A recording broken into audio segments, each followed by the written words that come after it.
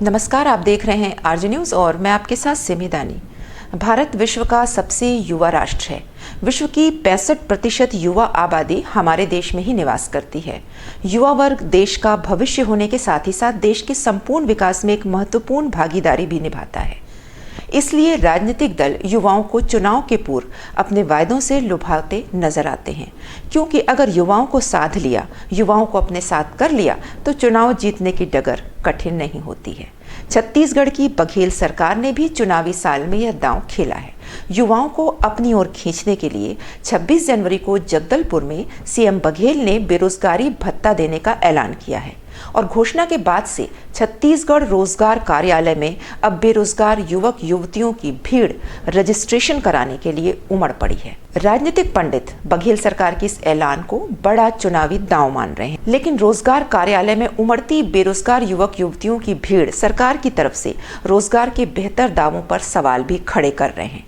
छत्तीसगढ़ में इस साल दिसंबर में पहले विधानसभा चुनाव होने हैं। ऐसे में सभी पार्टियां चुनाव मोड में आ गई हैं।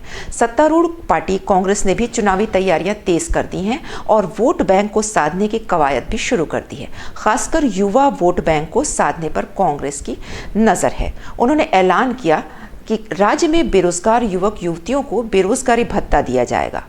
छत्तीसगढ़ में बेरोजगारी भत्ता पर अब सियासत तेज हो गई है।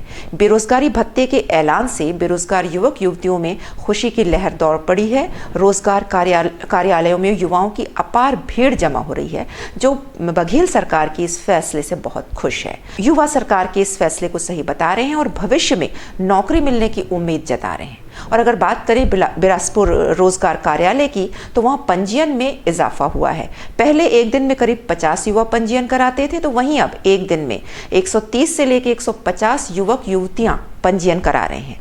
जनवरी 2023 की यदि बात करें तो एक माह में ही 1460 पंजीयन हो चुके हैं, जिसमें 650 महिलाएं थीं। बेरोजगार युवा महसूस कर रहे हैं कि सरकार बेरोजगारी भत्ता दे तो उसका लाभ उन्हें भी मिले।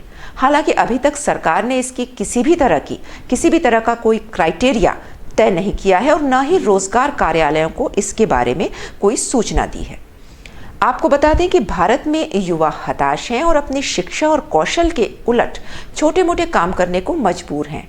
जो सक्षम हैं वे विदेशों की ओर रुख कर रहे हैं। श्रम मंत्रालय की नौकरियों वाली वेबसाइट पर पिछले महीने नौकरी चाहने वालों की संख्या 1,30,00,000 थी, जबकि नौकरियां सिर्फ 2,20,000 थी। ऐसी विषम परिस्थितियों में बघेल सरकार का ऐलान युवाओं के लिए उम्मीद की किरण बनकर आया है। इस पर आप सबकी क्या राय है, कमेंट बॉक्स में हमें कमेंट करके ज़रूर बताएं। अभी तक के लिए बस इतना ही। आगे की ताज़ा तरीन खबरों के लिए आप जुड़े रहिए आरजे न्यूज़ के साथ। नमस्कार।